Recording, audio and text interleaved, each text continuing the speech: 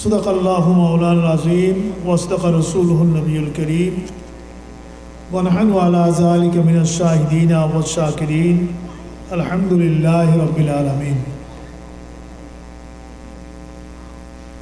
अहले सुन्नत वल जमात साधनपुर यूनियन बाँশখালী ব্যবস্থাপনায় এই সাধনপুর চারা বটতল সংলগ্ন ময়দানে আয়োজিত আজকের এই পবিত্র ঈদ মিলাদুন্নবী সাল্লাল্লাহু এবং ফাতাহ ইয়াজদাম উদযাপন উপলক্ষে আয়োজিত পঞ্চম আজিমুশান মিলাদ মাহফিলের সম্মানিত সভাপতি অন্যান্য হাদরাতে উলামা ইকরাম সুধীমণ্ডলী মেহমানবর্গ এই শামিয়ার তলে সমাগত সর্বস্তরের দ্বীনপ্রেমিক নবী প্রেমিক অলি প্রেমিক মুসলিম ভাইরা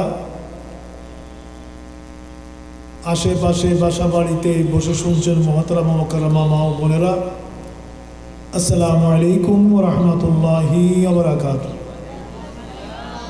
সবাই জবাব দিবেন, তাহলে শীত কমে যাবে। আসসালামু আলাইকুম ওয়া রাহমাতুল্লাহ।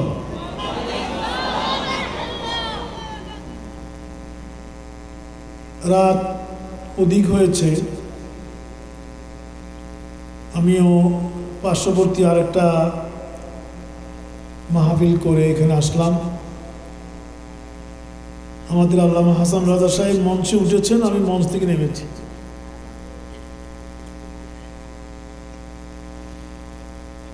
খুব বেশি রাত করে আপনাদেরকে কষ্ট দেব না। অনেক ভাই দেখি শীতের কাপড়ও আনেন নেই, ওদের কষ্ট হচ্ছে। আমরা যারা মঞ্চে আসি আমাদের কষ্ট কম, কিন্তু যারা নিচে বসছেন ওদের শীত একটু জেঁকে বসেছে, শীত একটু বেশি। আল্লাহ পাক সবাইকে আখির পর্যন্ত থেকে মাহফিলকে কামিয়াব করার তৌফিক দান করুন। আমাদের দেশের ঠান্ডাটা নেয়ামত।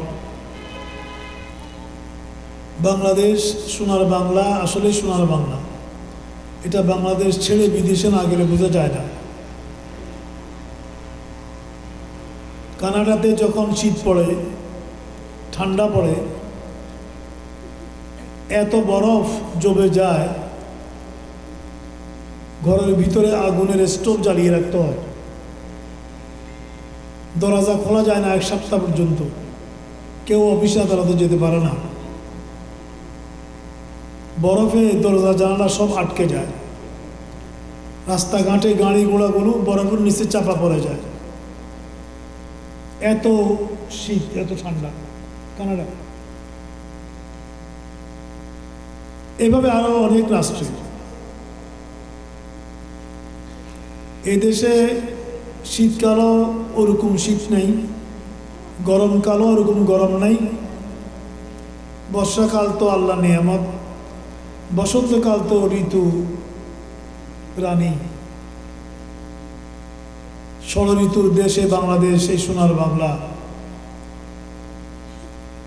এই দেশের আবহাওয়া, পরিবেশ, প্রাকৃতিক পরিবেশ সবকিছু অনেক সুন্দর। অন্য দেশে এত রাত পর্যন্ত বসে থাকা কষ্টকর, নিয়মও নেই, অনুমতিও দিবে না, গভর্নমেন্ট অনুমতিও দিবে না। আমরা অনেক স্বাধীন, অনেক গণতান্ত্রিক অধিকার আমাদের আছে, এত বেশি কোনো দেশে নেই।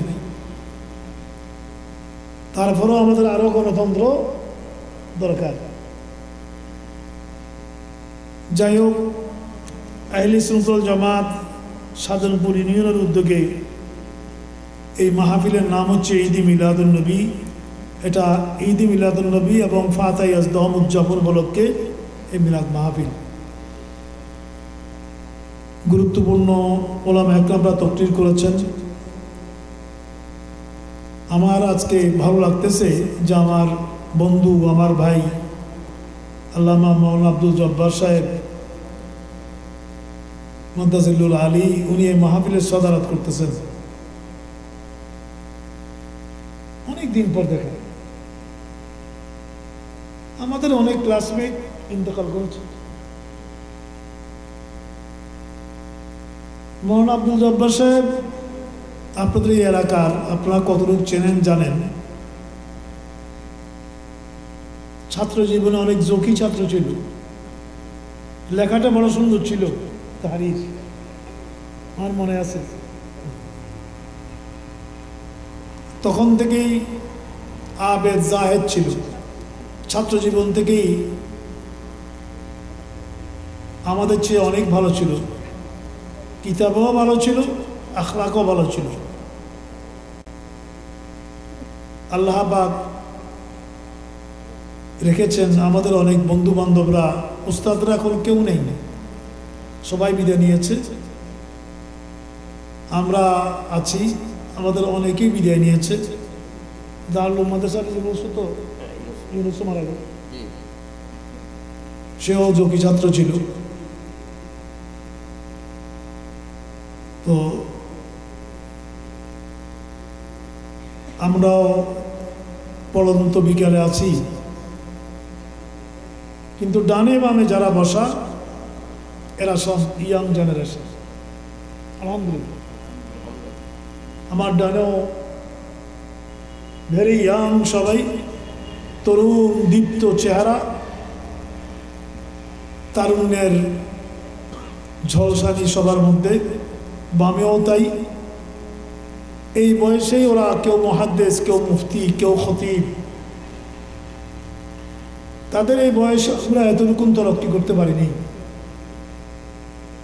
তোমরা যতরকম তরক্কি করেছো ওই বয়সে, আমরা তোমাদের এই বয়সে এত খেদমত, এত তরক্কি আমরা করতে পারিনি।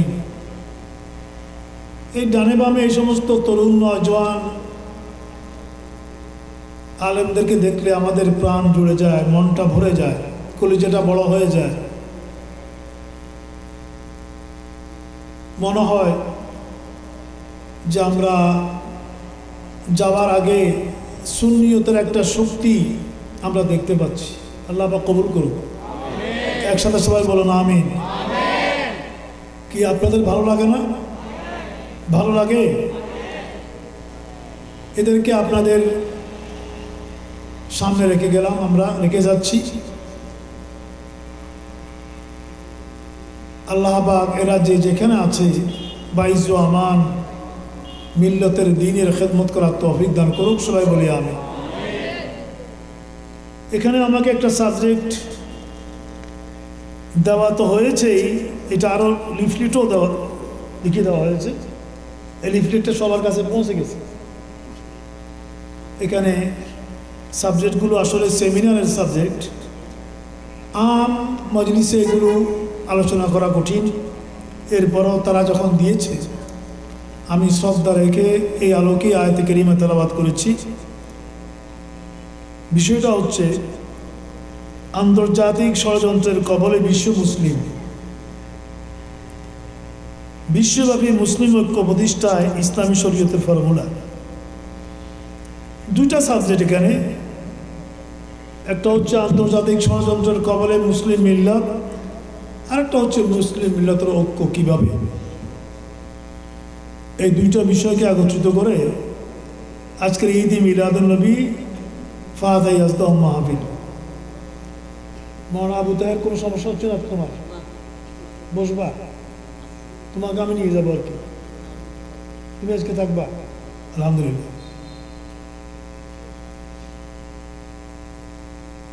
এই আলোকে আয়াতে কারিমা আমি পাঠ করলাম, তেলাওয়াত করলাম, তরজমা এবং সম্যক আলোচনা করে শেষ করব।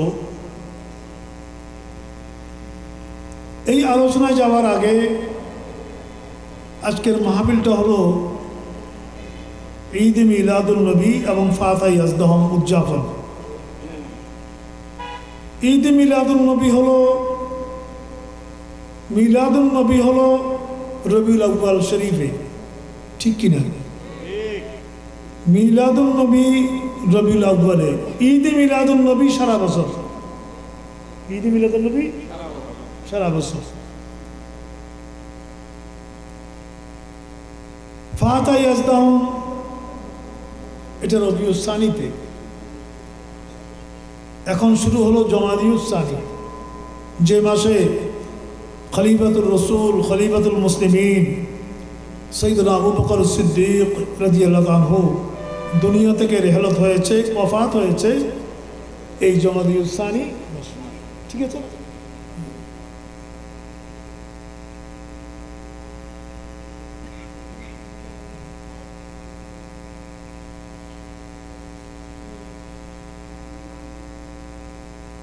মিলাদুন নবী এই বাঁশখালীর সর্বত্র হয় কিনা? হয় না? বাঁশখালী না, চট্টগ্রাম না, বাংলাদেশ না, সারা পৃথিবীতেই এটা এখন জোরসোরে জারি হয়ে গেছে। যারা মিলাদুন নবীকে শিরিক বেদাত বলতো তারাও এখন বিভিন্ন নামে মিলাদুন নবীর মাসে বিভিন্ন নামে এই মাসটাকে, এই দিনটাকে পালন করে। ধন্যবাদ, আলহামদুলিল্লাহ।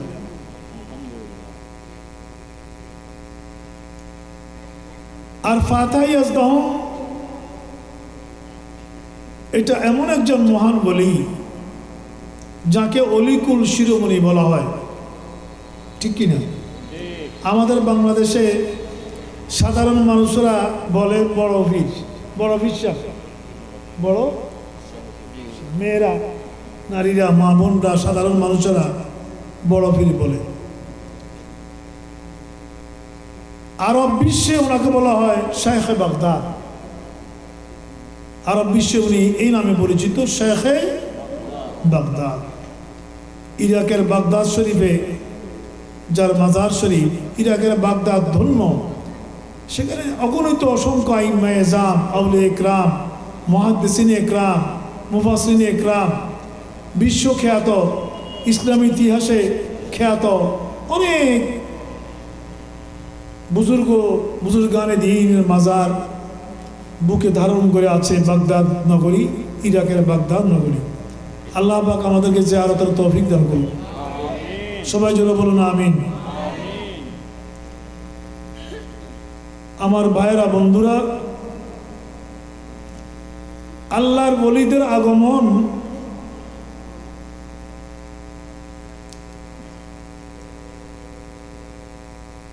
এই কথার প্রমাণ যে আল্লাহর পেয়ারা হাবিব রহমাতুল আলামিন মুহাম্মদুর রাসূলুল্লাহ সাল্লাল্লাহু আলাইহি ওয়াসাল্লাম হচ্ছেন হায়াতুন নবী। ওলিদের আগমন আল্লাহর নবীর যে জিন্দা, উনি যে হায়াতুন নবী, এটার প্রমাণ হচ্ছে আউলিয়া ইকরামের আগমন। কিভাবে?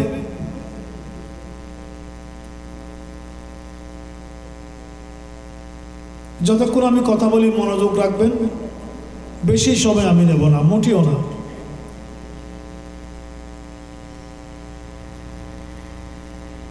এখন আমাদের দেশে কি সূর্য আছে? এখন কি সূর্য আছে? নাই। এখন সূর্য নাই। যদি কেউ বলে সূর্য ধ্বংস হয়ে গেছে, যেহেতু সূর্য দেখা যায় না তাই সূর্য ধ্বংস হয়ে গেছে, এই কথা বলাটা কি ঠিক হবে?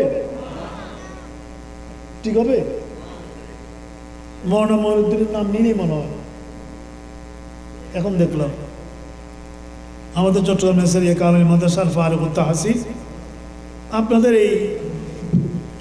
এই বাঁশখালীর এই কৃতি সন্ধান আমাদের মৌলানা বিশিষ্ট ওয়াইজ উদীয়মান মৌলানা মঈনুদ্দিন,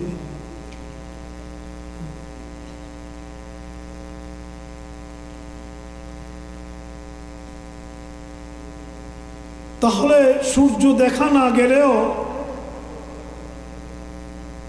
সূর্য যে ধ্বংস হয় নাই এটা প্রমাণ হচ্ছে আকাশের তারকারাজি চন্দ্র।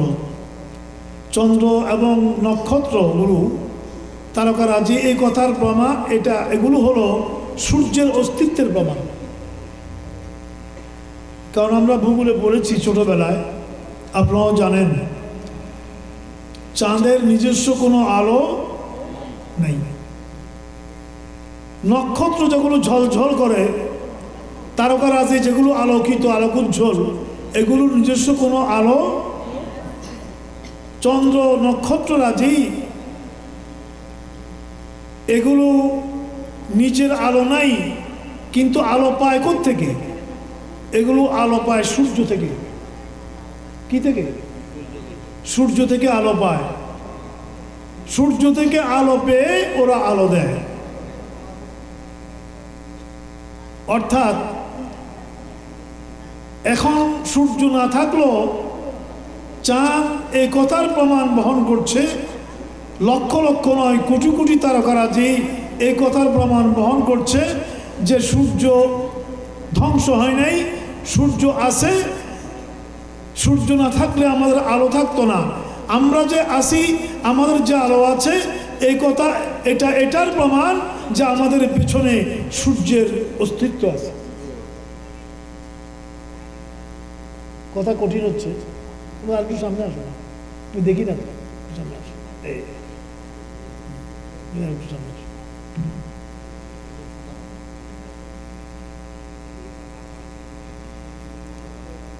হুজুর গৌসে পাক আব্দুল কাদের জিলানী বেলায়েতের আসমানের একটা চন্দ্র,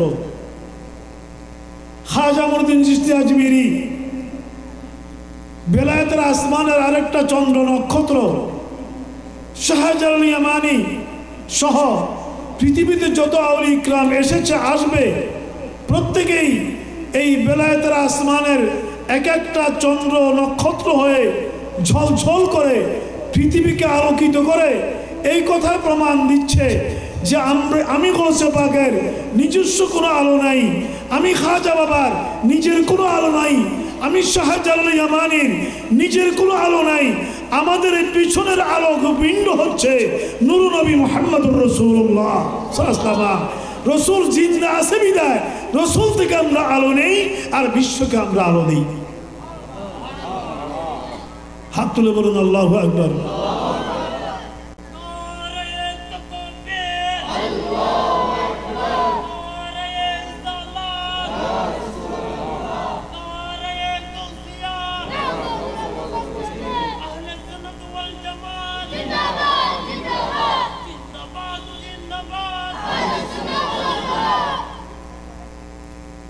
আরো জোরে দিলে শীত থাকবে না।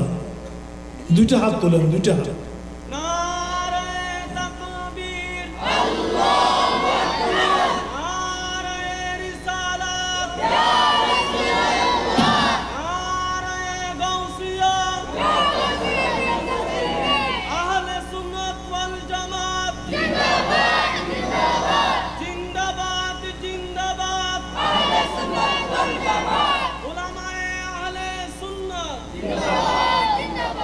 মাশাআল্লাহ, শীত একটু কমছে না?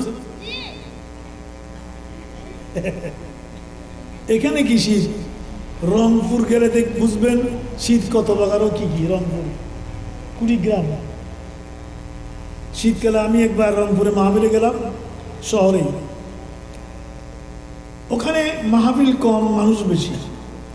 বছরে মৌসুমি মাহফিল। ও মাওলানা আইয়ুবের নামও তো বলি না, কিন্তু আমার সাথে ছিল। নাম বলা দরকার, সম্মান।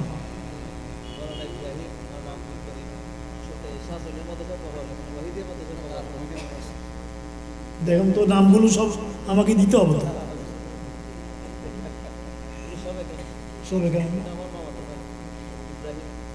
আচ্ছা, আলহামদুলিল্লাহ।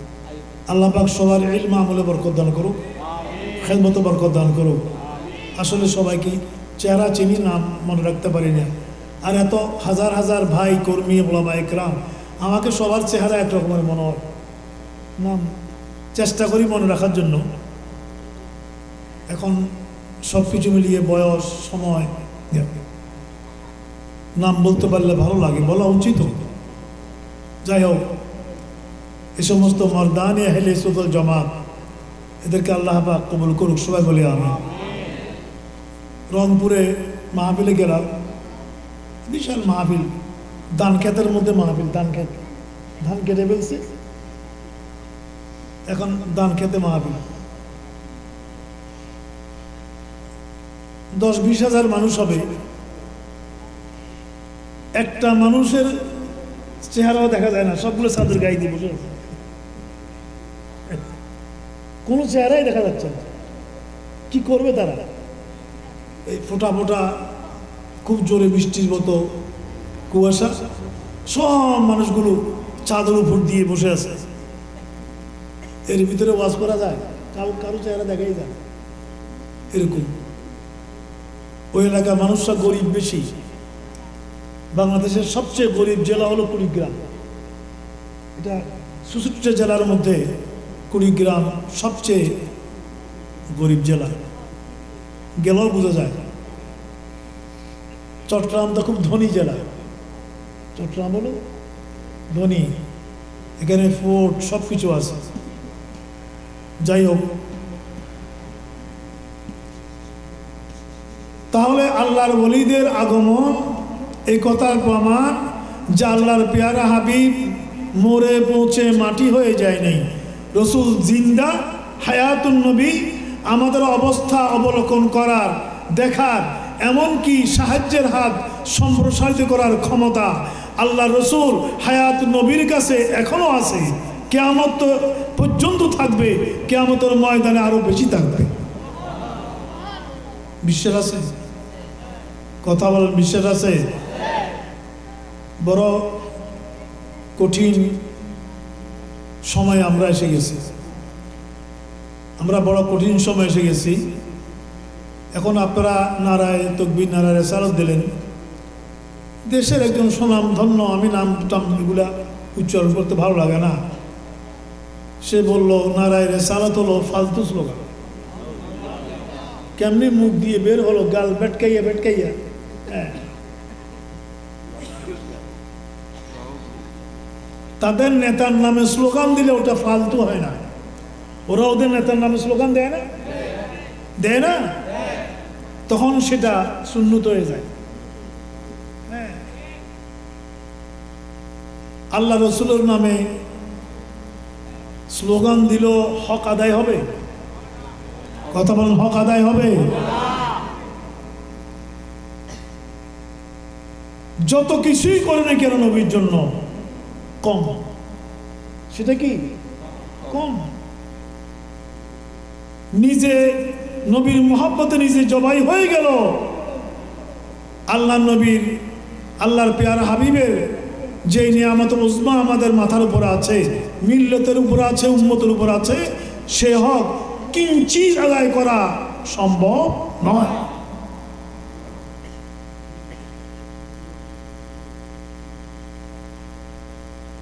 কি বলেন, ঠিক কিনা?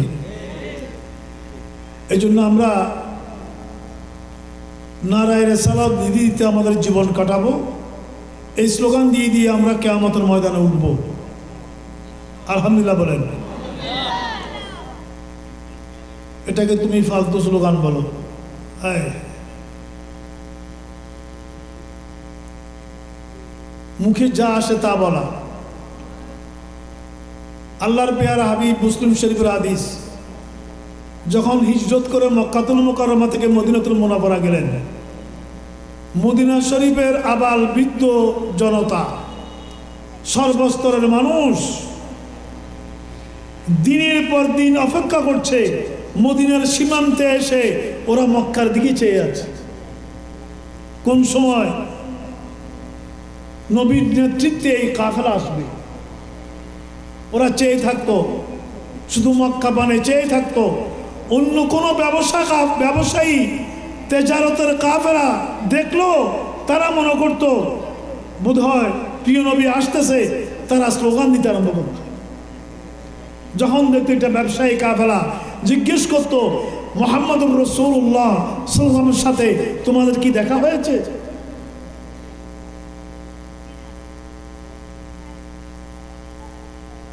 ওরা ঘরের ছাদে উঠে গেল, গাছের উপর উঠে গেল, তাফাররাকাল গিলমান ওয়াল খুদ্দাম ফি তুরুকে, রাস্তায় নেমে আসলো জনতা। ছেলেরা ফুলের মালা নিয়ে, মেয়েরা ফুলের মালা নিয়ে, সর্বস্তরের জনতা ফুলের মালা নিয়ে রাস্তায় নেমে আসলো। যখনই রসুলকে তারা দেখলো, ইউনাদুন মুহাম্মদ ইয়া রাসূলুল্লাহ, ইউনাদুন মুহাম্মদ ইয়া রাসূলুল্লাহ, ইয়া রাসূলুল্লাহ বলে বলে ওরা রসুলকে সম্বর্ধনা জানালো। মুসলিম শরীফের হাদিস। ওরা পাবে না, ওরা পাবে না। হাদিস যেটা ওদের আকীদার সাথে যায় না ওটা মওযু, ওটা উসুল হাদিসের কোনো প্রয়োজন নেই, উসুল হাদিসের কোনো প্রয়োজন নাই। আমি এক্ষুনি বলে আসলাম ওখানে, ওই ব্যক্তি আবার ওয়াজ করলো আমেরিকার ডোনাল্ড ট্রাম্প আমেরিকার প্রেসিডেন্ট যে হবে এটা নাকি হাদিস শরীফে আছে। আরো এটাও বলতেছে হাদিসে ওর নাম হচ্ছে তেরাম, যা আরবিতে কত বড় কাজ যাব দেখলেন।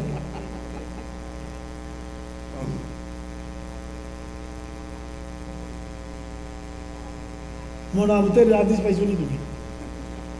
তোমার তো কোনো হাদিস পড়াও?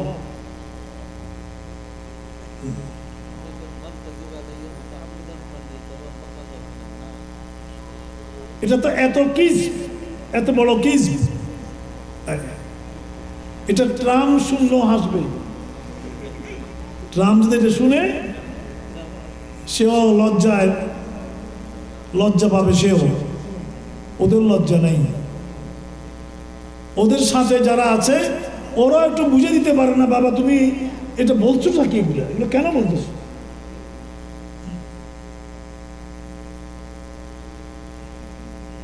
আল্লাহ পাক সবাইকে হেদায়েত নসিব করুক। আরো জোরে বলুন না আমিন। মুসলিম উম্মাহ সবচেয়ে যতটুকু না অমুসলিমদের ষড়যন্ত্রে নিপতিত, তার চেয়ে বেশি নিপতিত মুসলিম এক শ্রেণীর মুসলিম নামধারী মুসলমান যারা, ওদের ষড়যন্ত্রে আরো বেশি নিপতিত, ঠিক না? আর নতুবা আলেমরা এরকম ওয়াজ করতে পারে কিভাবে?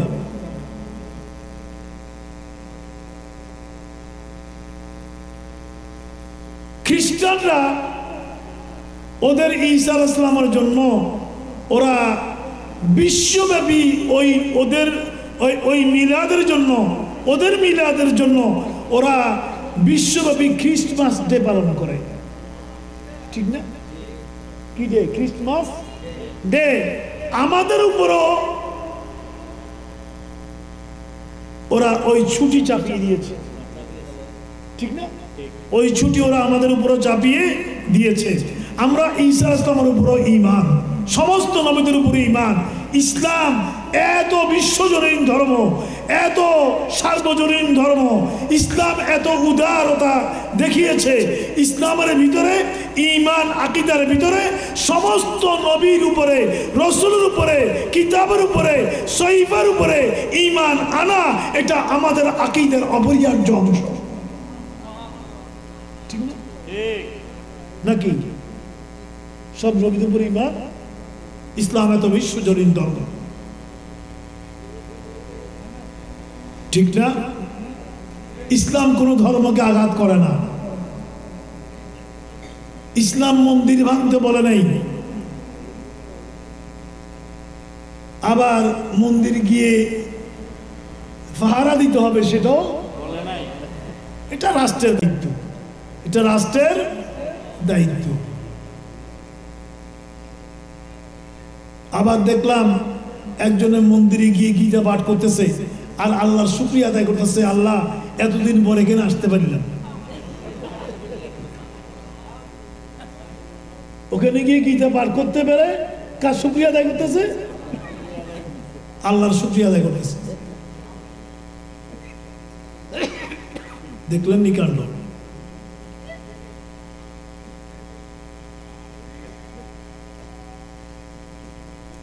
कारो प्रति विद्वेष नय, खुदा जाने कि दिल में हमारे क्या है।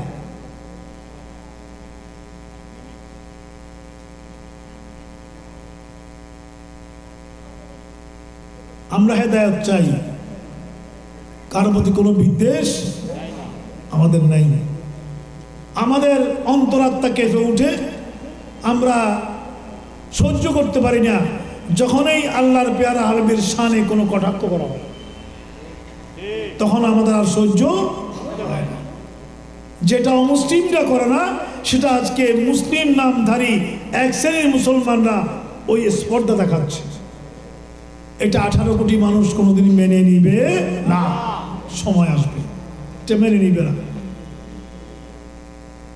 মোহতরম হাজরিন,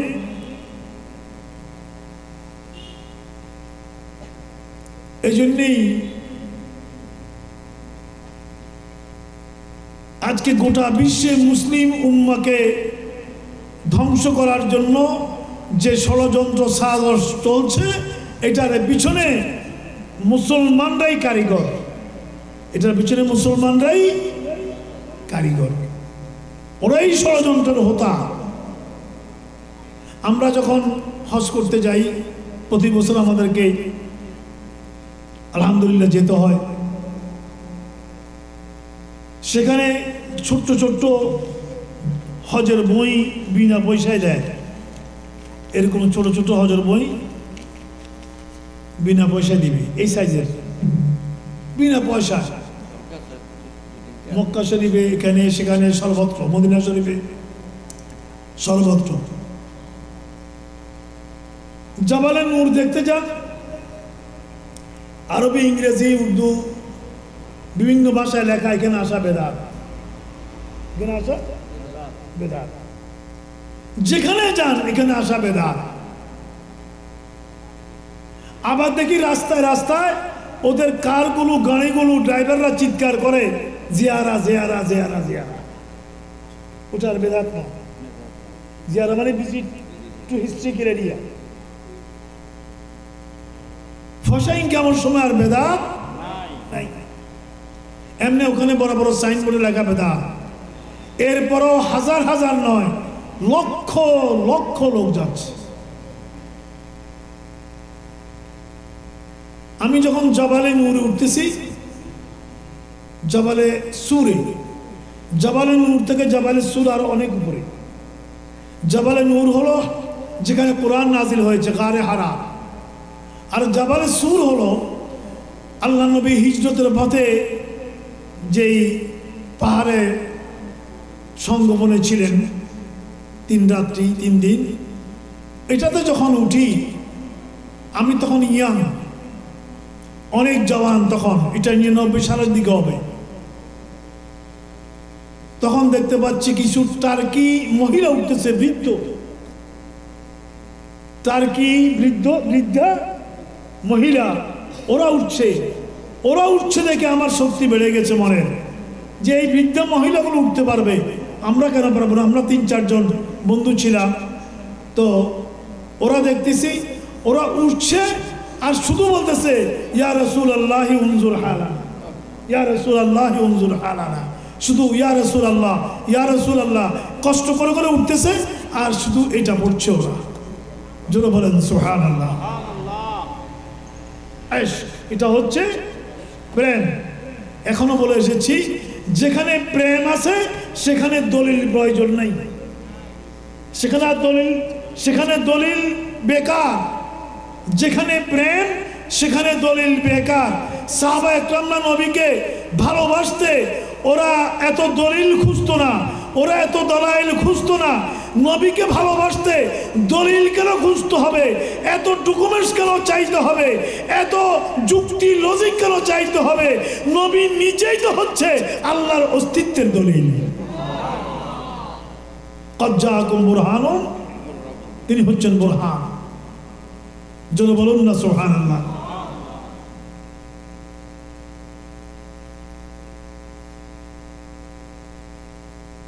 এই জন্য ঈদ মিলাদুন নবী মার্কিন যুক্তরাষ্ট্রে পালন করতে ওই গভর্নমেন্টের কোনো ফতোয়া নেই। যুক্তরাজ্যে সর্বত্র বিনা বাধায় ঈদ মিলাদুন নবীর সেমিনার, সিম্পোজিয়াম, প্রোগ্রাম, ফাতাইয়াজ দহম সব কিছু অমুসলিম রাষ্ট্রগুলোতে হচ্ছে।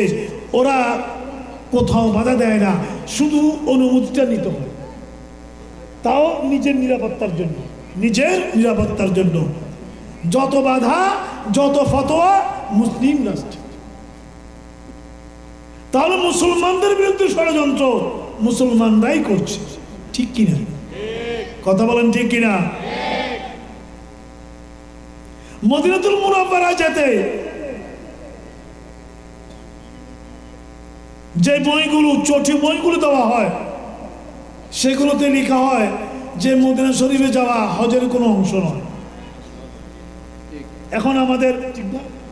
এখন আমাদের বন্ধুরা, আমাদের হাজিরা, আমাদের বাংলাদেশের মানুষেরা এটা পড়ে পড়ে অনেকেই গুমরাহ হয়ে যায়, আবার অনেকেই বিভ্রান্ত হয়। আমাদেরকে জিজ্ঞেস করে যে হুজুর, এখানকার বড় বড় আলেম, বড় বড় মুফতি মুহাদ্দিস, ওরা বই লিখে প্রচার করতেছে যে আমাদেরকে বই দিয়েছে, দেখেন হুজুর, যে মদিনা শরীফে যাওয়া তো এটা তো হজের কোনো অংশ না। নাউজুবিল্লাহ বলেন। আমি এখনো বলেছি মদিনা শরীফে যাওয়া হজের কোনো অংশ নয়, এটার সাথে আমি একমত, আমিও একমত। মদিনাতুল মুনাওয়ারায় যাওয়া এটা হজের অংশ কেন হবে? যদি এটা হজের কোনো অংশ নয়, বরঞ্চ এটা হচ্ছে ঈমানের অংশ। কি বলেন ঠিক কিনা? এটা ঈমানি তাকাজা, এটা ঈমানের চাহিদা, এটা কলবের চাহিদা। এখানে কোনো যুক্তি নেই, কোনো লজিক নেই। আমি মদিনাতুল মুনাওয়ারায় রওজা আনোয়ার শরীফে যাব, সেখানে যাওয়ার পরে আমরা দেখি যারা নাজায়েজ বেদাত বলে ওরাও পাগল হয়ে যায়। আমি তবলিগ জামাতের প্রধান, আগেরটা মারা গেছে, তবলিগ জামাতের প্রধান আগেরটার নাম জানি কি ছিল, ওটাকে দেখলাম আমি রওজায়ে মোবারকে দাঁড়ানো, সালাম পেশ করছি। আমাদের নেসারিয়া কামিল মাদ্রাসার উপাধ্যক্ষ শরীফ সাহেব, হুজুর শরীফ সুলাইমান সাহেব, তোমাদের উস্তাদ, উনি আমাকে ডেকে জুবাই সাহেব এদিকে আসে, এদিকে আসে। আমি মনে করলাম, চিন্তা করলাম এখানে এই ভিড়ের ভিতরে গেলাম, উনি বলে যে একে চিনেন? আমি বললাম আমি কিভাবে চিনব একে? একদম বুড়া, সে দাঁড়িয়ে দাঁড়িয়ে রসুলকে সালাম দিচ্ছে, বলছে এই তবলিগ জামাতের প্রধান, দেশে গেলে ফতোয়া দেয় আর এখানে তার এই অবস্থা। হ্যাঁ না, এটা তো প্রতিষ্ঠাতা, এটা তো প্রতিষ্ঠাতা, এখন যেটা তার আগে।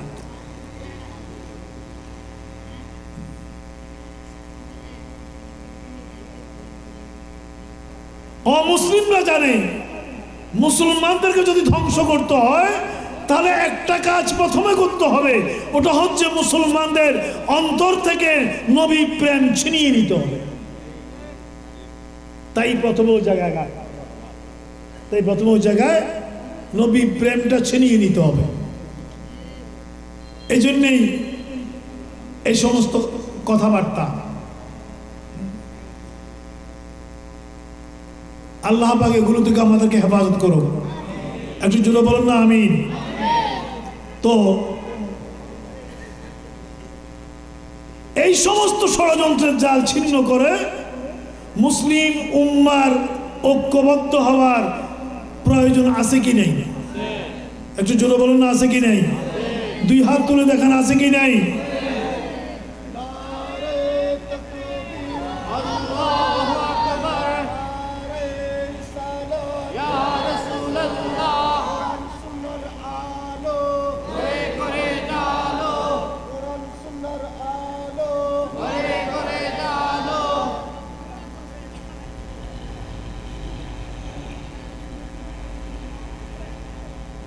এই জন্য আল্লাহ পাক রব্বুল আলামিন সাবর মাচ্ছেন ওয়াতাসিমু বিহাবলিল্লাহি জামিয়া। সবাই আল্লাহর রশিকে একত্রিতভাবে ধরো। আল্লাহর কি কোনো রশি আছে নাকি? আল্লাহ বাকি আরশে আজিম থেকে কোনো জায়গা থেকে রশি একটা ছাড়ি দিছে, আমরা ওটা ধরবো এরকম নাকি? এখানে হাবলুল্লাহ মানে হাবলুর রসুল, হাবলুল্লাহ মানে নবীর আদর্শ, হাবলুল্লাহ মানে উসওয়াতুন হাসানা, হাবলুল্লাহ মানে মুহাম্মদুর রাসূলুল্লাহ সাসামা। আল্লাহর রসুলের আদর্শের রশি ঐক্যবদ্ধভাবে ধারণ করতে হবে। কথা বলেন ঠিক কিনা? রসুলের আদর্শের বাইরে যাওয়া যাবে না।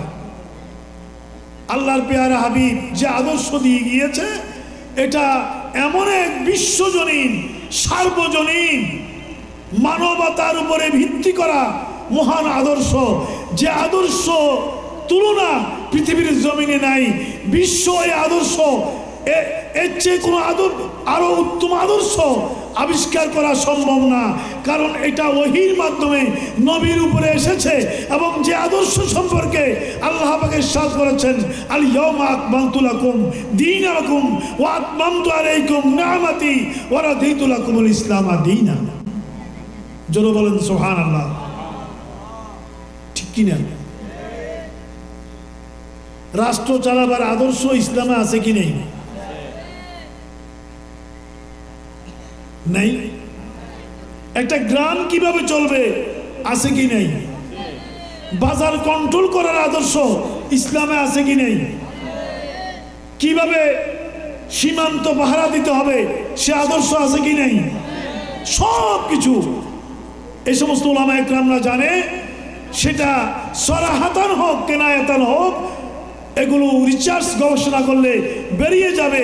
এমন কোনো বিষয় নাই যে বিষয়ে ইসলাম বক্তব্য রাখে নাই। আলহামদুলিল্লাহ বলেন, জোরে বলেন আলহামদুলিল্লাহ। আপনি হজ করতে গেলে দেখা যাবে ইসলামের ঐক্য, সাম্য, মৈত্রী যে কত দৃঢ়। সেখানে একজন মানুষ নামাজে সেজদা দিচ্ছে, সেজদায় আছে, 10 জন তার পিঠের উপর দিয়ে চলে যাচ্ছে, কিন্তু কারো কোনো প্রতিবাদ নাই, কেউ বিরক্ত হচ্ছে না। আপনি দাঁড়িয়েছেন মক্কাতুল মুকাররমায়, হয়তো আপনার ডানে বামে 2 জন মহিলা দাঁড়িয়ে গিয়েছে, সেদিকে কারো কোনো প্রক্ষেপ নাই। সেখানে মহিলাদেরকে বলা হয়েছে চেহারা খুলে দাও। হজের সময় চেহারা খোলা, চেহারা খুলে দাও। আর পুরুষদেরকে বলা হয়েছে তোমার চেহারা অবনমিত রাখো। এবং খোদার কসম, সেখানে এত ঐক্য, এত সাম্য, এত মানবতা, এত নীতি নৈতিকতা, সেখানে কোন রকমের সামান্যতম কোন ব্যতিক্রমী চিন্তা, অনৈতিক, অসামঞ্জস্যপূর্ণ কোন চিন্তা কোন সময় কমমিন কালো সামান্যতম আসে।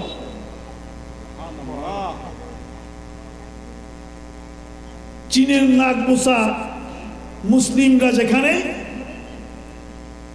পাকিস্তান, বাংলাদেশ, তুরস্ক, টার্কি, ইরান, ইরাকের মুসলিমরাও সেখানে, কালো মুসলিমরা যেখানে, ফর্সরাও সেখানে, লম্বারা যেখানে, বেটারাও সেখানে। কারণ আল্লাহর পেয়ারা হাবিব এমন ঐক্যবদ্ধ এই মুসলিম উম্মাহকে করে গিয়েছেন।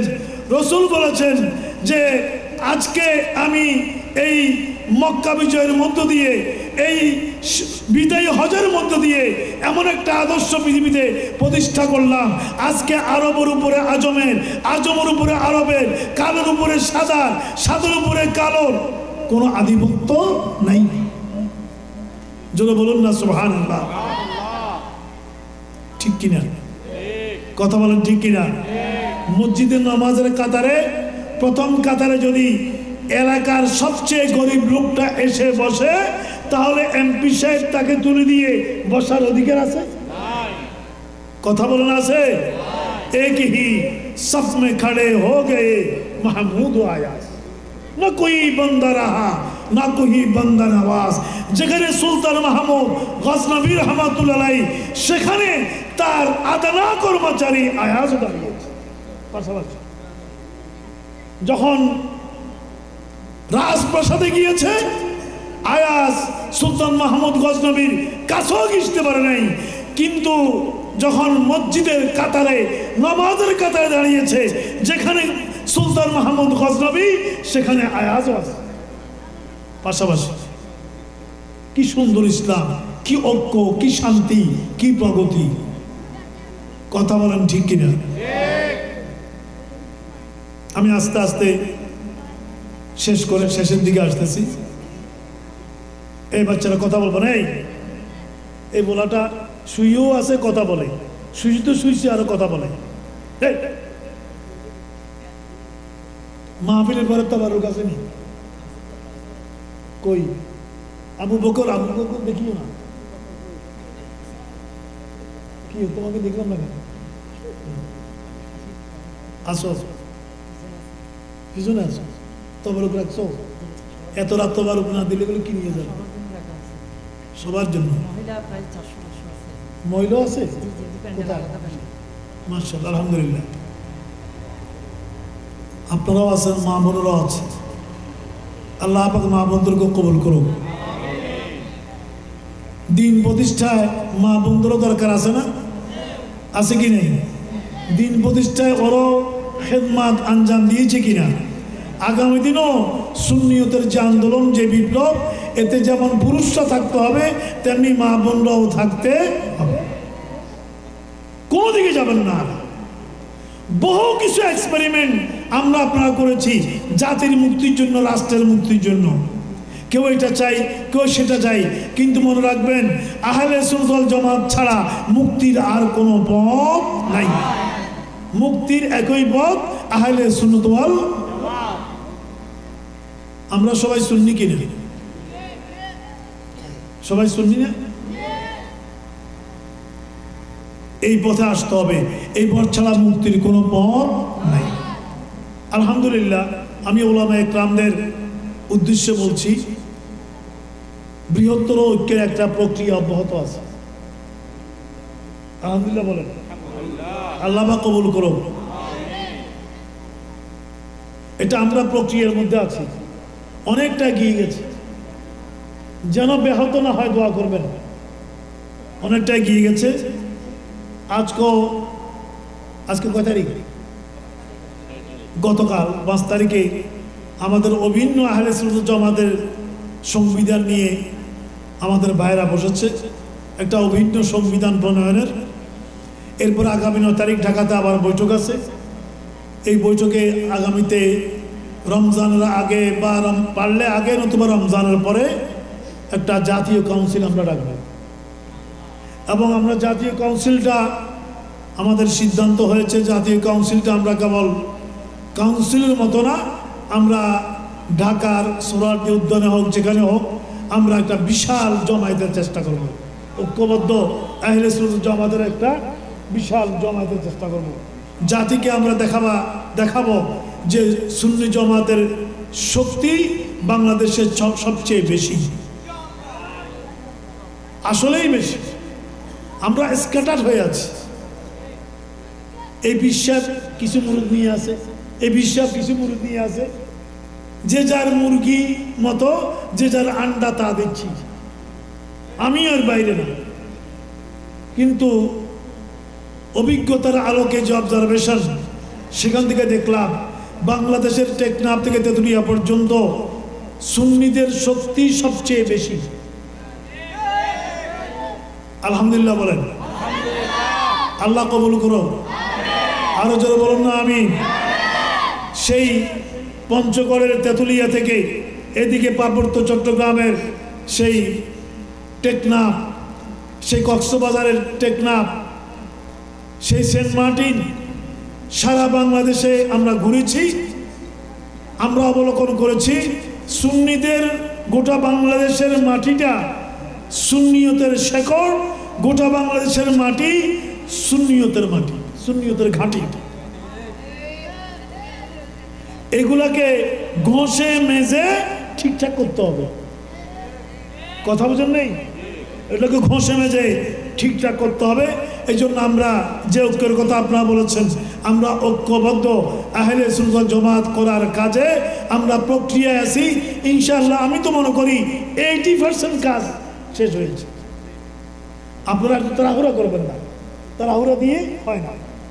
বহুদিনের ঝক্কি ঝামেলা, এগুলো ঠিকঠাক করতে একটু সময় লাগতেছে। কিন্তু আমরা এখলাসের সাথে চেষ্টা করলে কবুল করবেন কে? হাত তুলে দেখেন কে কবুল করবে। আর আমরা যদি একবার ঐক্যবদ্ধ হয়ে যাই, ইনশাআল্লাহ বাংলার জমিনে সুন্নিয়তের রাজ এবং রাষ্ট্র প্রতিষ্ঠা হবেই হবে ইনশাআল্লাহ। এটা আমরা চাই কিনা? একটু হাত তুলে দেখাই, চাই কিনা আমরা? আল্লাহ কবুল করুন। সবাই চাই, এটা আমরা সবাই চাই। সবাইকে আনানিয়ত বাদ দিতে হবে।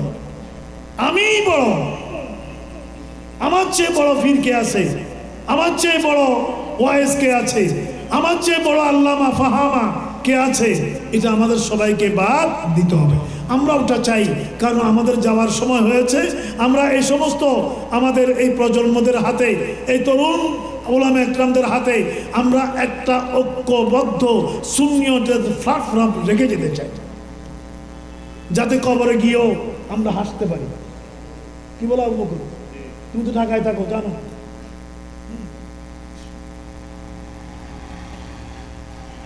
আমি আর বেশি কথা বলবো না।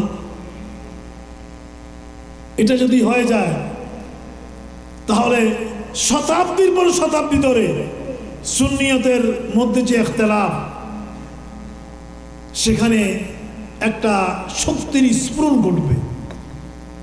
আল্লাহ কবুল করুন। আরো জোরে বলুন না। এই বিষয়ে আর বেশি কিছু বলবো না, এটা এখন প্রক্রিয়া আছে। এটা বেশি কিছু বললে সমস্যা, এগিয়ে যাবে ইনশাআল্লাহ।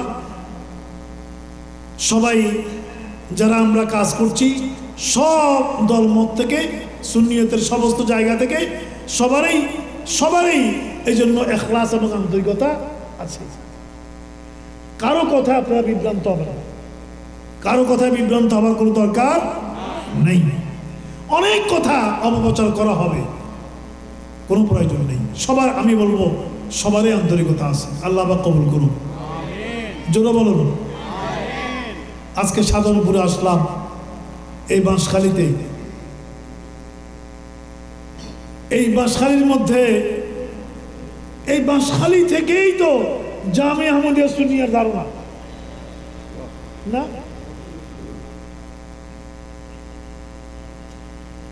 হুজুর সৈয়দ আহমদ সিরকুরি রহমতুল্লাহ যখন এই বাঁশখালীতে এসে কিয়ামের ব্যাপারে একটা ঘটনা ঘটেছিল, ঠিক না?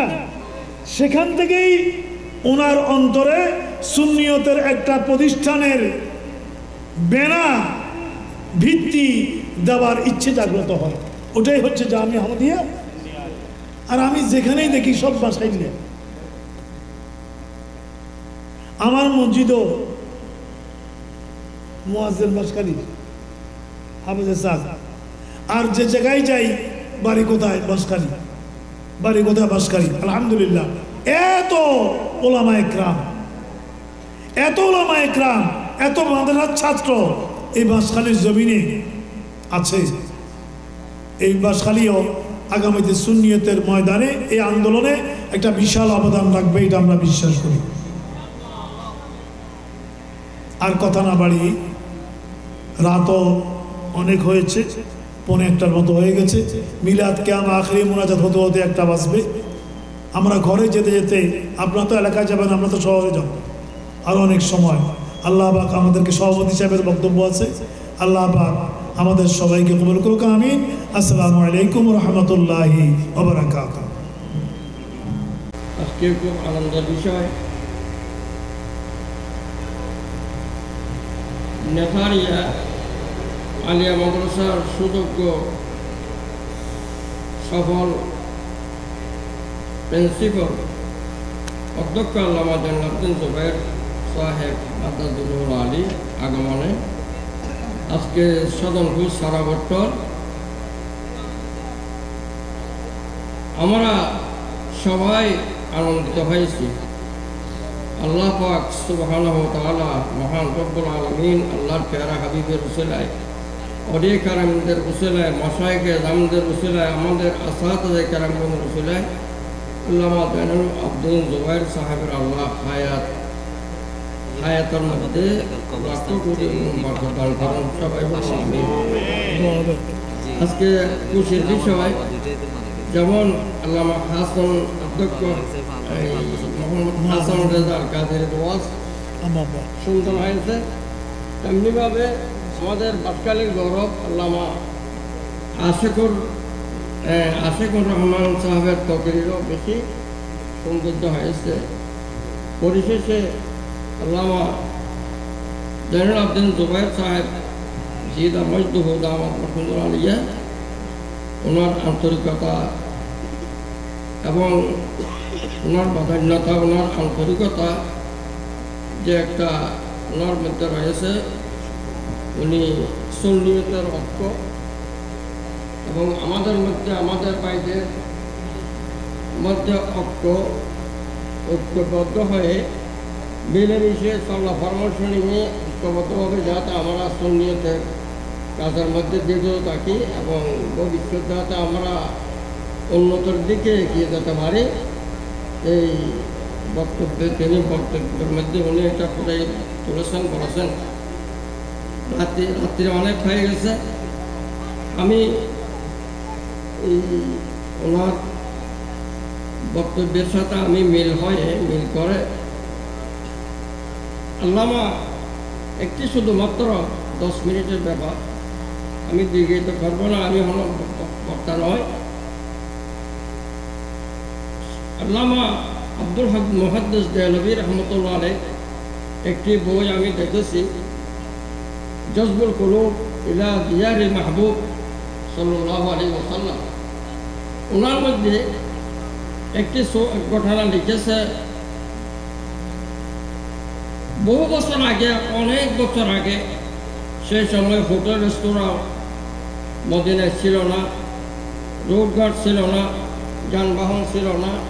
বহু কষ্ট করে 3 জন মুসাফির আল্লাহর ঘর খানায় কাবার হজ করে মদিনা রাসূল সাল্লাল্লাহু আলাইহি ওয়াসাল্লামের জিয়ারতে মসজিদে নববীতে অবস্থান করতেন। ওনাদের যে খাদ্যরস হচ্ছিল, ওনাদের কাছে যা পাতি ছিল, খাদ্যরস হচ্ছিল, টাকা পয়সা ছিল, সব খরচ হয়ে গেছে। 1 অক্ত 2 অক্ত প্রায় 3 অক্তের মতো ওই 3 জন হাজি, 3 জন মেহমান উপবাস, ওনারা মসজিদে নববীতে নামাজ আদায় করেছে, কোরআন শরীফ তেলাওয়াত করেছে এবং আল্লাহর প্যারা মুহাম্মদ সাল্লাল্লাহু আলাইহি ওয়াসাল্লামের জিয়ারত করেছে। ওনাদের 3 জনের মধ্যে 3 জন, ওরা 3 বন্ধু, 3 জনের মধ্যে ইশারের নামাজের পরে ইশারের নামাজ আদায় করে রাসূল সাল্লাল্লাহু আলাইহি ওয়াসাল্লামের রওজা শরীফে গিয়ে একজন জিয়ারত করার পর, সালাম দেওয়ার পর, দরুদ সালামের পর, আল্লাহ রসুলের জিয়ারতের পর আরজি দিলেন, নাহনু দয়ফুকা ইয়া রাসূলুল্লাহ, হে আল্লাহর প্যারা মাহবুব, আমরা আপনার মেহমান। উপবাস দিয়ে ওনারা যে অনাহার, এটা বলা নাই, বলেছে ইয়া রাসূলুল্লাহ, আমরা আপনার মেহমান। শুধু এই বাক্যটাই বলেছে, এই কথাও বলেছে। আল্লাহর প্যারা রাসূল সাল্লাল্লাহু আলাইহি ওয়াসাল্লাম ওনাদেরকে মসজিদের খাদেম, এই রওজা শরীফের খাদেম একটি ঘর দিয়েছে যে আপনারা ওখানে থাকেন, ওই ঘরের মধ্যে থাকেন। 3 জন বন্ধু এক ঘরের মধ্যে রয়েছে। ওনারা অনাহার, উপবাস, অনাহার অবস্থায় ওনারা ঘুমিয়ে পড়েছেন, রাত্রি অর্ধেকের বেশি। তখন আল্লাহর প্যারা মুহাম্মদ সাল্লাল্লাহু আলাইহি ওয়াসাল্লাম নিকটবর্তী ওই সময় একটি মসজিদে নববীর দক্ষিণ পাশে একটা বাড়ি ছিল।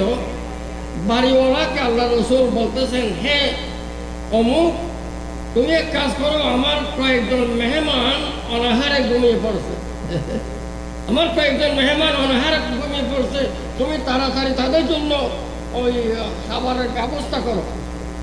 উনি তাড়াতাড়ি উঠে ওনার পরিবার পরিজনকে ছেলে মেয়েকে ডেকে দিয়ে বলছে যে তাড়াতাড়ি করো, তাড়াতাড়ি করো। আল্লাহ রসুলের কয়েকজন মেহমান অনাহারে ঘুমিয়ে গেছে, তাদের জন্য খাবারের ব্যবস্থা করতে হবে। প্রচুর পরিমাণে তাড়াহুড়ো করে খাবার তৈরি করে এই মসজিদের পাশে একটা যে হুজরার মধ্যে একটা রুমের মধ্যে তাদেরকে জায়গা দেওয়া হয়েছে। ওখানে এসে দরজার মধ্যে কী করলো, আঘাত করলো, দরজা নাড়া দিল। ওখান থেকে তিনজন মানুষ বের হয়ে বললো যে আপনি কী বলতেছেন? বলতে আপনারা অনাহার, আপনারা উপবাস, কয়েক হপ্তার উপবাস। আমি বুঝতে পেরেছি যে আপনারা এই খাবার আপনারা খান, আপনাদের জন্য এই খাবার আনা হয়েছে, আপনারা এই খাবার খান। সুবহানাল্লাহ। ওনারা উঠে ঘুম থেকে উঠে ওই বাড়িওয়ালা যে ওনাদের মেহমানদারি হিসাবে খাবার এনেছে, ওনারা তৃপ্তি করে ওই খাবার খেলেন। ওই খাওয়ার সময় ওই ব্যক্তি যাকে রাসূল সাল্লাল্লাহু আলাইহি ওয়াসাল্লাম গভীর রাত্রিতে সম্বোধন করে বলছে, আমার তিনজন মেহমান অনাহারে ঘুমিয়েছে, তাড়াতাড়ি তাদের জন্য খানার ব্যবস্থা করো। ওই খাবারের সময় মেহমানদের খাওয়ার পরিবেশন করার সময় খাওয়ার সময় বলতেছে, ভাই একটু কিছু মনে আনবেন না যে আপনারা আল্লাহ রসুলের কাছে তিনজনের মধ্যে আপনারা কেউ আল্লাহ রসুলের কাছে কোনো আর্জি দিয়েছেন, আর্জি পেশ করেছেন?